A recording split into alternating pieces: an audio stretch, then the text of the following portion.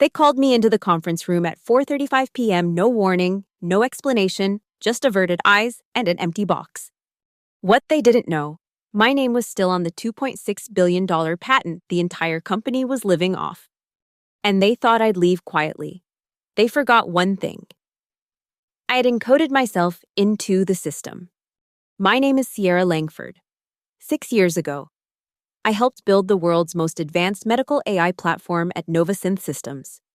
As chief architect of the global licensing and security framework, I created the infrastructure that allowed our technology to operate across international borders. The system that's now valued at $2.6 billion, the system they just pushed me out of. It wasn't always like this. Derek Vale and I started Novasynth together in his garage. We were best friends first, then lovers, then co-founders.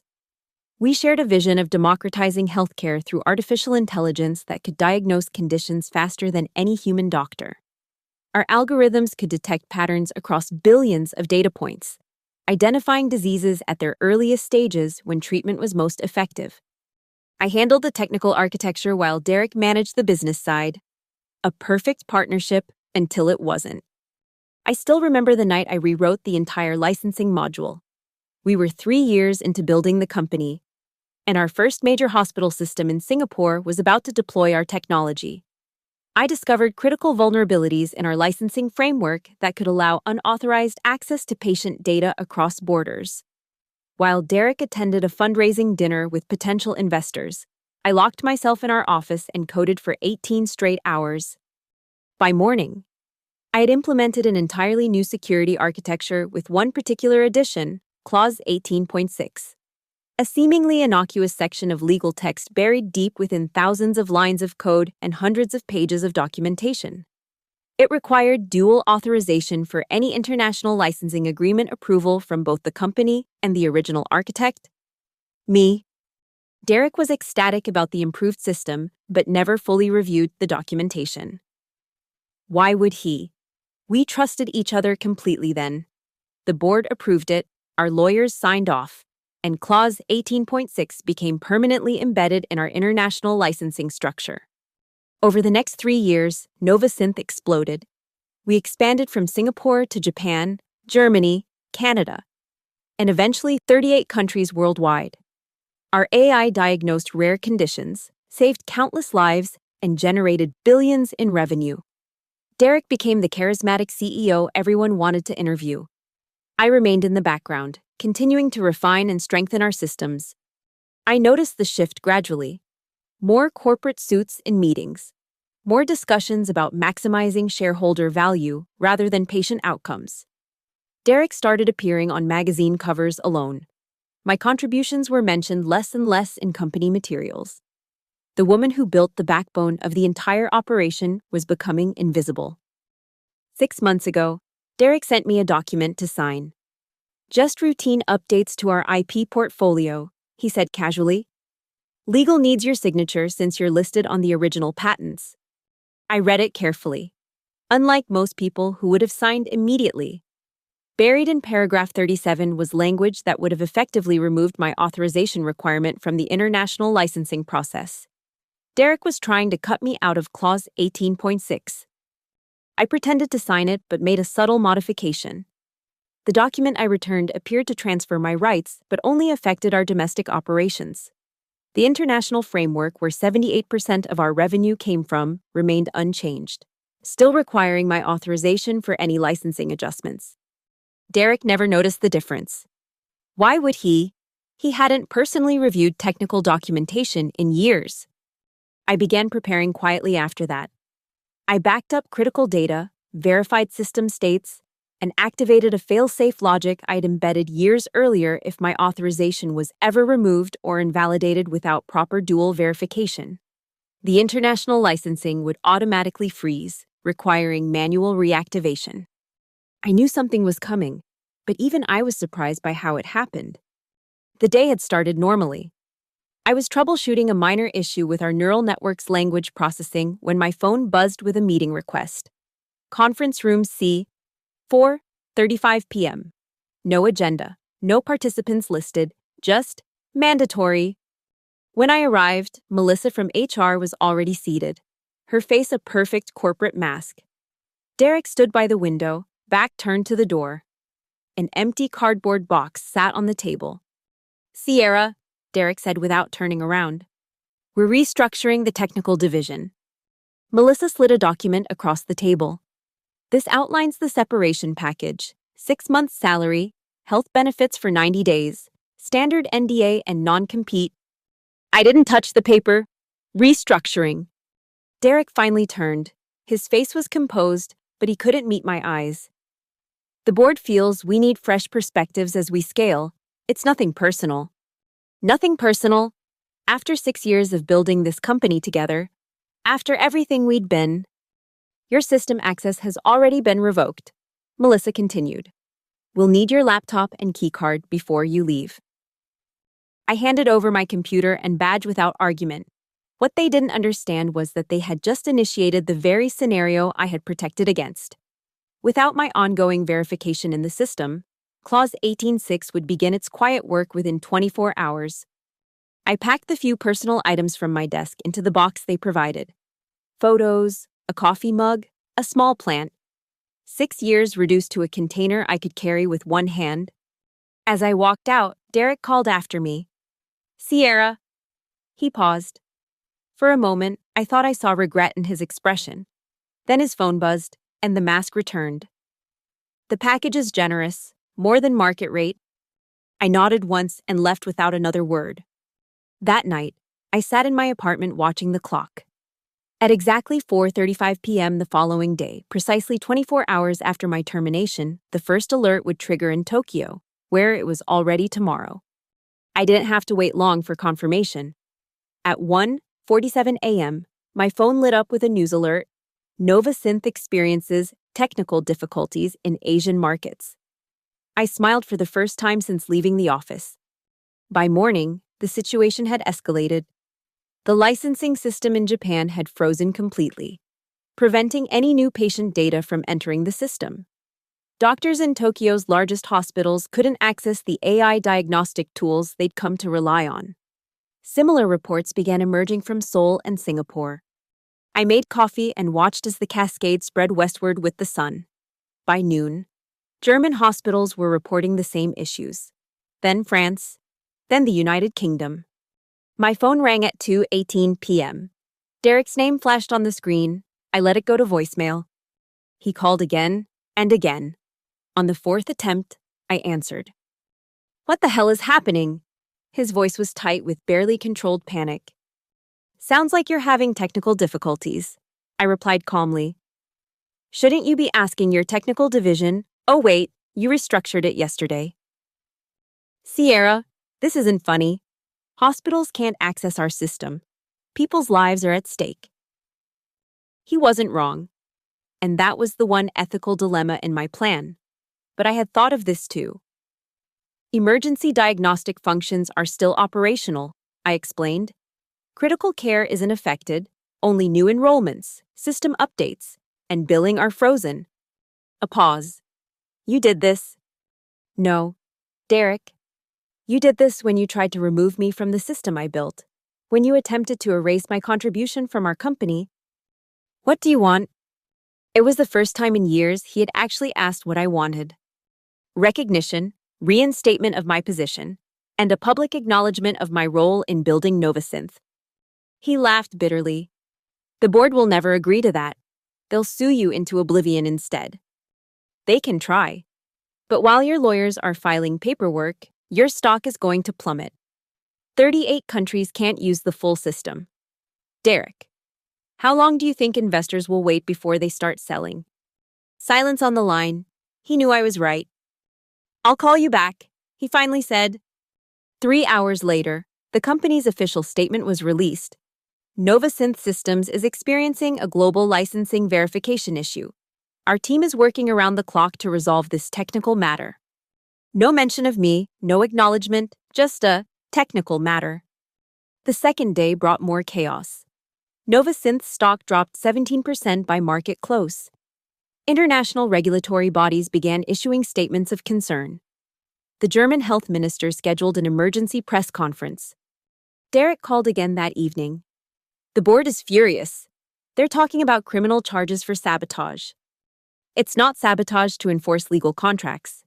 Derek, Clause 18.6 requires my authorization for international licensing, a clause your lawyers approved, your board signed off on, and you personally endorsed. I'm simply allowing the system to function as legally designed. What do you really want, Sierra? His voice had lost its edge, sounding more tired than angry now. I told you yesterday, recognition, position, acknowledgement. The board chair wants to talk to you directly. Conference call tomorrow at 9 a.m. I agreed, then spent the night preparing for what would surely be an attempt to intimidate me. The call began with thinly veiled threats from Patricia Winters, the board chair. Ms. Langford, what you're doing could be considered criminal interference with healthcare systems. I remained calm. What I'm doing is nothing. The system is operating according to its legal programming. If you check Clause 18.6 of the International Licensing Agreement, you'll find that dual authorization is required. Since my authorization credentials were removed without proper protocol, the system has correctly frozen pending proper verification. We can have this resolved in court, Patricia countered. You certainly can try, but your stock has already dropped nearly 20%. By the time a judge issues any ruling, your company valuation will have been cut in half, and your international partners will have begun seeking alternatives. Derek broke in.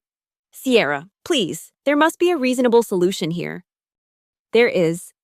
As I've said from the beginning, restore my position as chief architect, publicly acknowledge my role in creating the system, and add me to the board of directors to ensure this kind of misunderstanding doesn't happen again.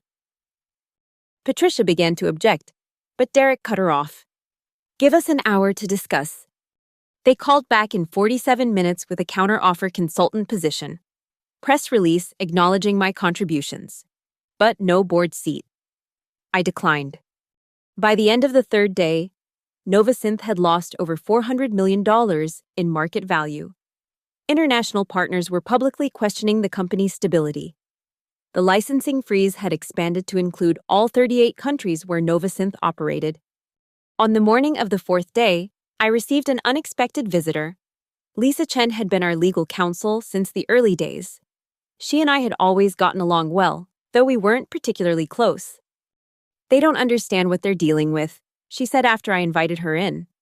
The board thinks this is just about bruised ego or money. I offered her coffee. And what do you think it's about? Respect, recognition, setting things right. She accepted the cup. I've always known you were the real backbone of Novasynth. Derek's great at selling the dream, but you built the reality. What are you doing here?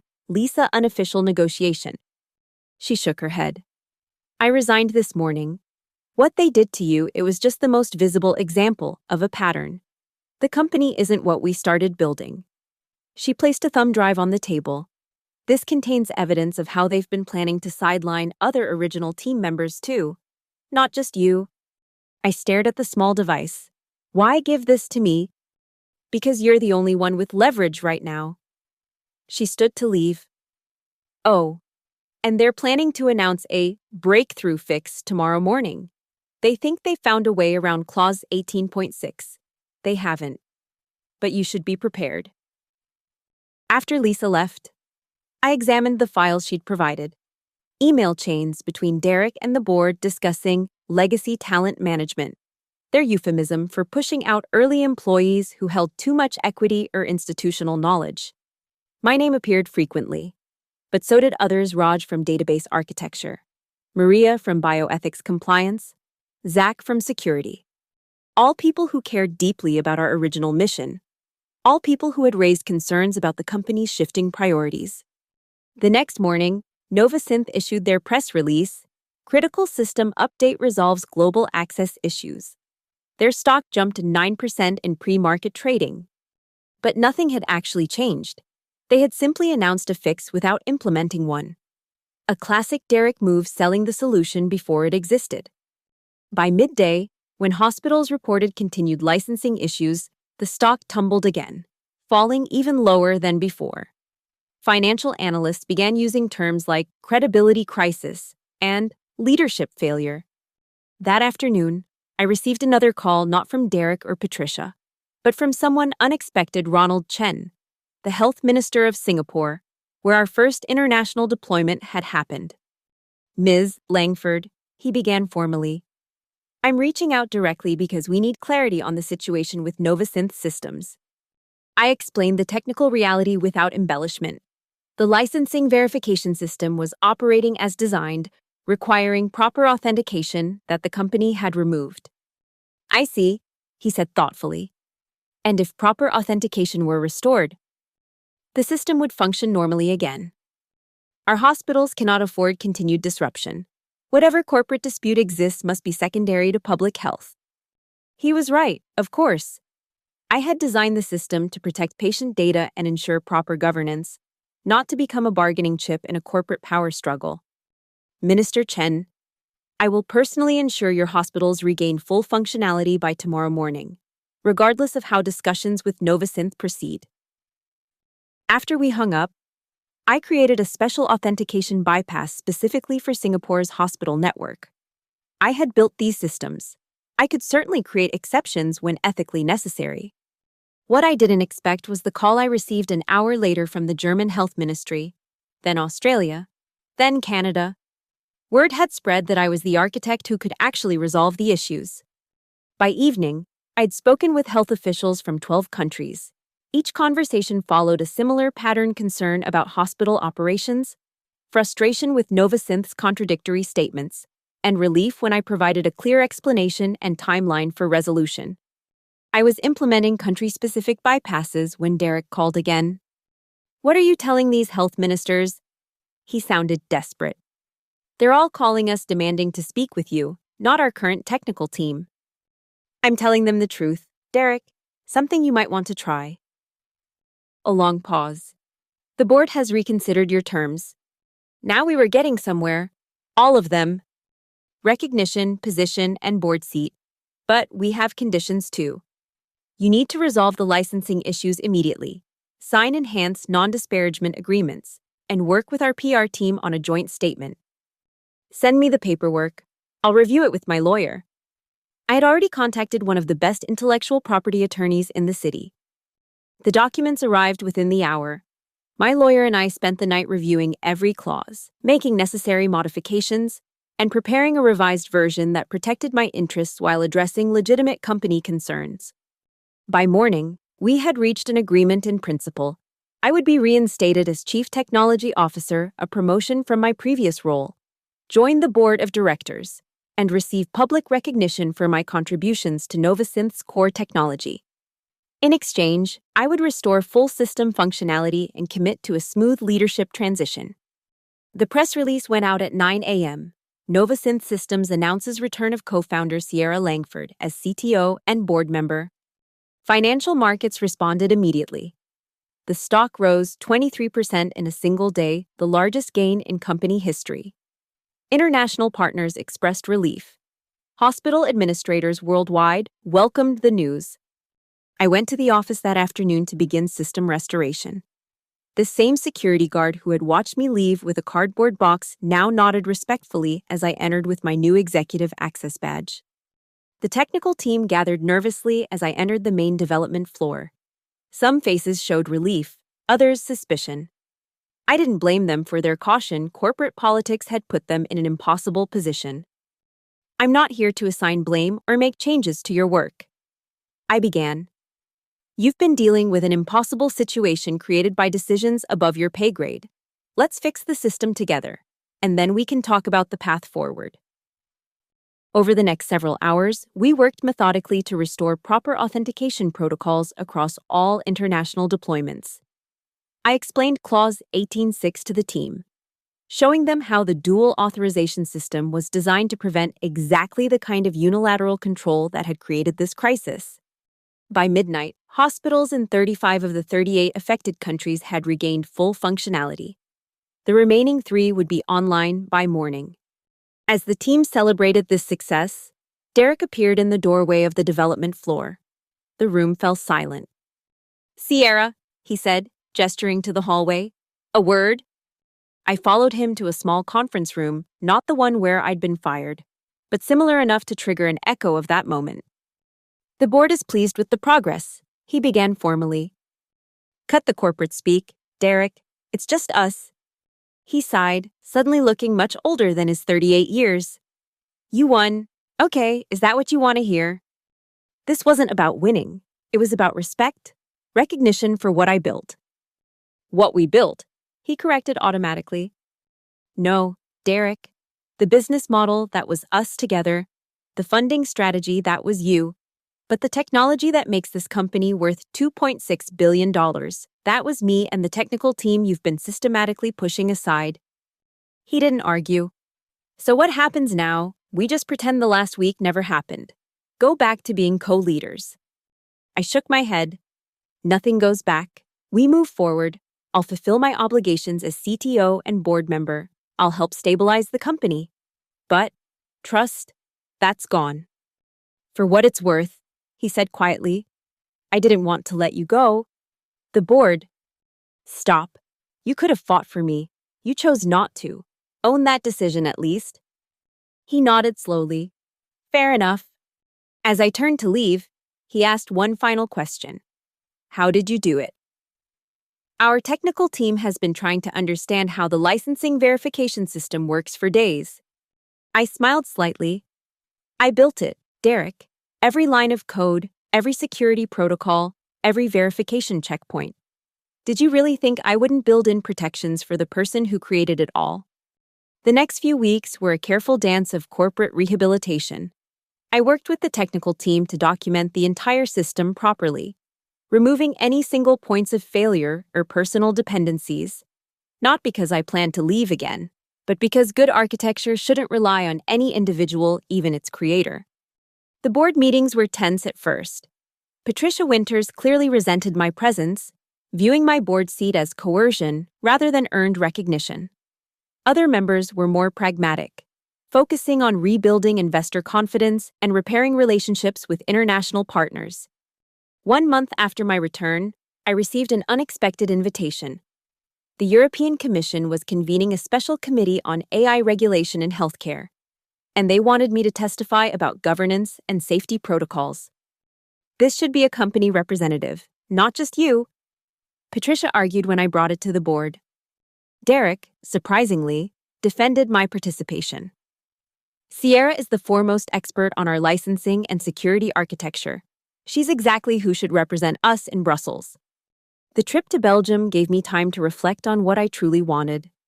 The vindication of returning to Novasynth had satisfied something in me, but the company had fundamentally changed from the vision Derek and I had originally shared. In my hotel room the night before my testimony, I received an email from Raj, our former database architect who had been pushed out 6 months before me. He was starting a new venture focused on patient-controlled health data returning control to individuals rather than corporations or governments. We're building something different, he wrote. No venture capital, no exit strategy.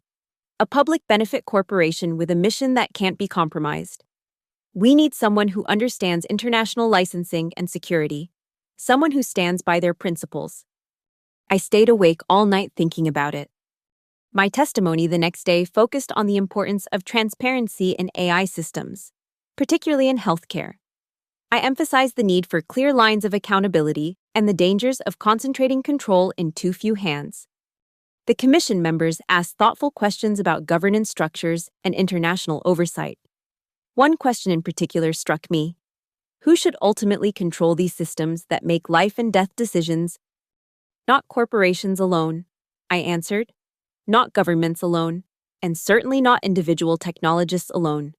We need balanced oversight with multiple stakeholders, including patients themselves. As I left the hearing, a commission staff member handed me a preliminary draft of their proposed regulatory framework. My name was mentioned repeatedly throughout the document, my testimony already incorporated into their thinking. For the first time in years, I felt my work was being properly acknowledged not just for its commercial value, but for its importance to humanity. When I returned to the States, I requested a meeting with the board. They assumed I would be briefing them on the European Commission's directions. Instead, I presented my resignation. I've fulfilled my commitment to restore system functionality and stabilize operations. I explained.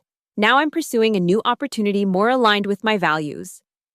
Patricia could barely contain her relief.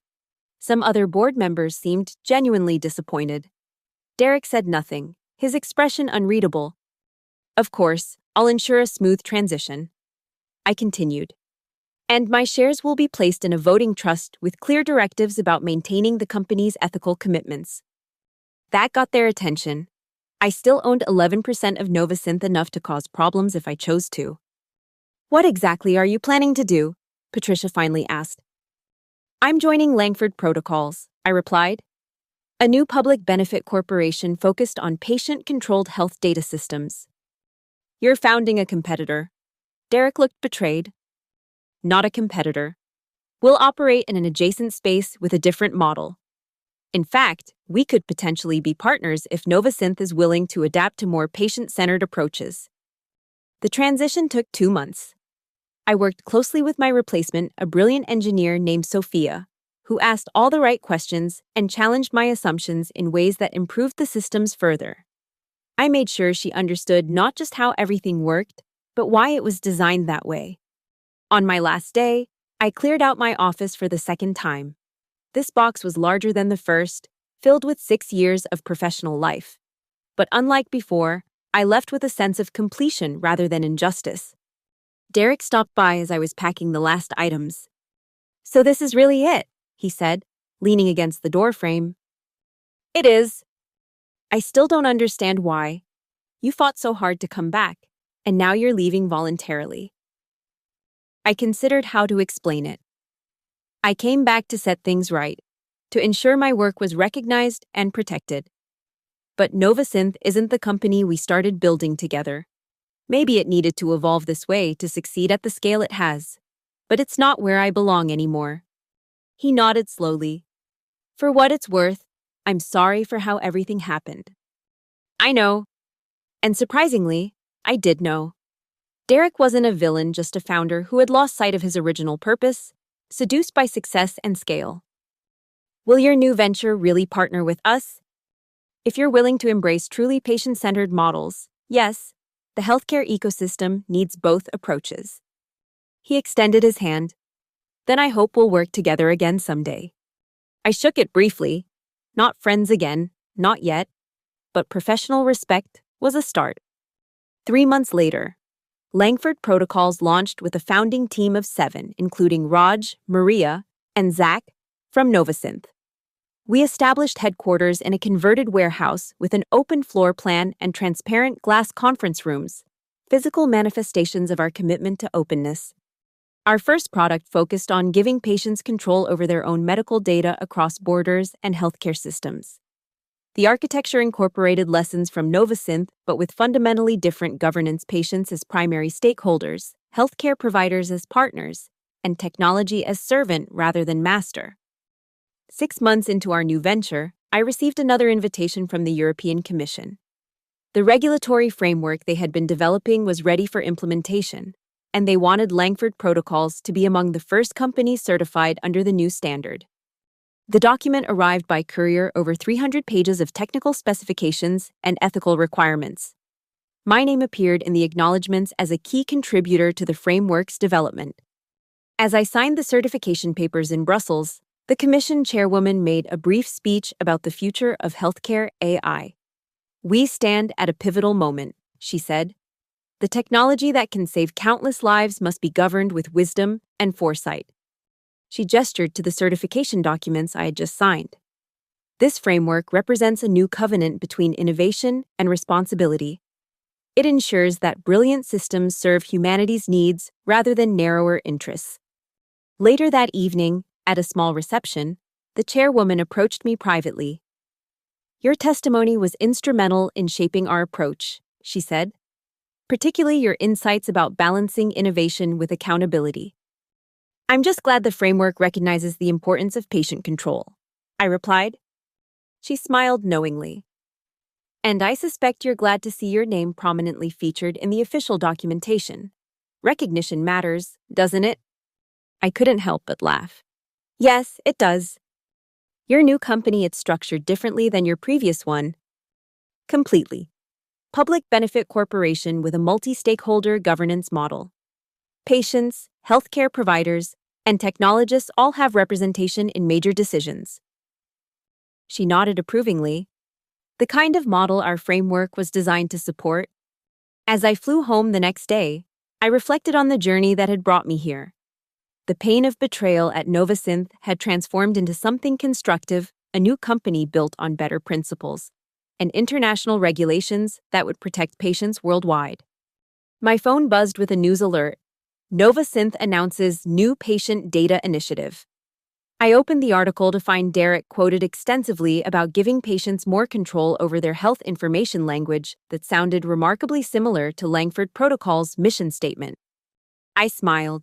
Sometimes influence comes from unexpected directions. A week later, Derek emailed me directly, "Your fingerprints are all over the new EU regulations. Well played. Our compliance team is scrambling to adapt." I replied simply, "Partnership offer still stands if you're serious about patient-centered approaches." 3 days later, his response arrived, "Board has authorized exploratory discussions. Available Thursday." The meeting was set for our offices. Neutral territory would have been more conventional. But I wanted Derek to see what we were building. When he arrived, his eyes widened at our open workspace and the mission statement prominently displayed on the wall. Returning health data control to those who matter most, patients. Impressive operation for 6 months' work, he said as I showed him around.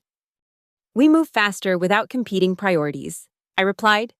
Single mission, clear principles.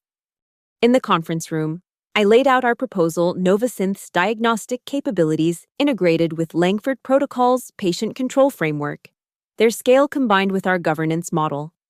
A partnership that would set the standard for ethical AI in healthcare. Derek listened carefully, asking thoughtful questions about technical implementation and business terms. The Derek I remembered from the early days, curious, engaged, thinking about possibilities rather than just quarterly results. The board will have questions, he said finally, particularly about control and revenue sharing. Of course they will, and we'll have answers. But the fundamental question is whether Novasynth wants to lead in the new regulatory environment or struggle to catch up. He smiled slightly. Using my own tactics against me, Sierra appealed to the fear of missing out, learning from the best. I acknowledged, but it's not just a tactic. The EU framework is just the beginning.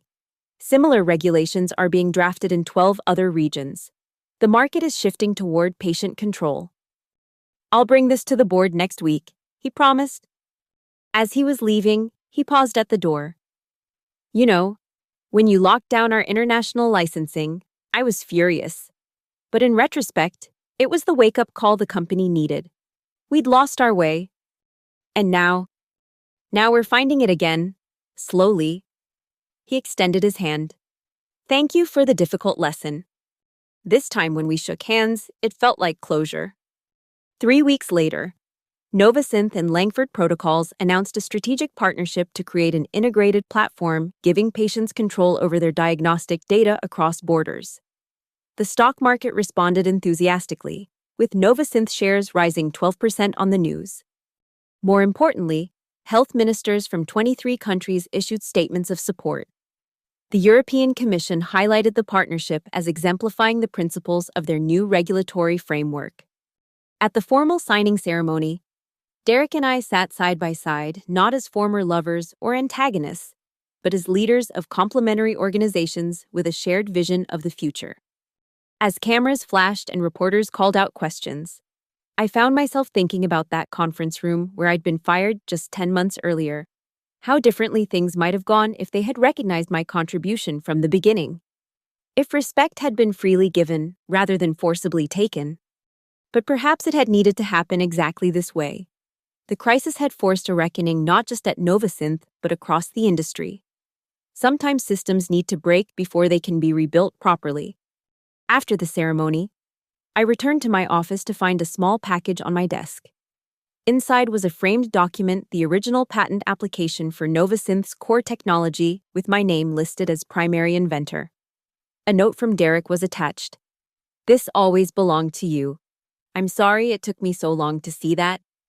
I hung the frame on my office wall not as a trophy of victory, but as a reminder of the journey, of what happens when we build systems without considering who controls them, of how technology without ethical governance can be twisted from its original purpose. And as I looked around at the team working diligently at Langford protocols, I smiled.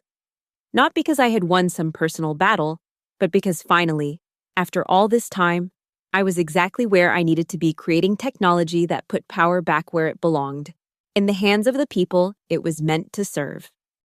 My name is Sierra Langford. I built a system worth billions, lost control of it, fought to be recognized for my work, and then chose to walk away to build something better. Something that carries not just my name, but my values.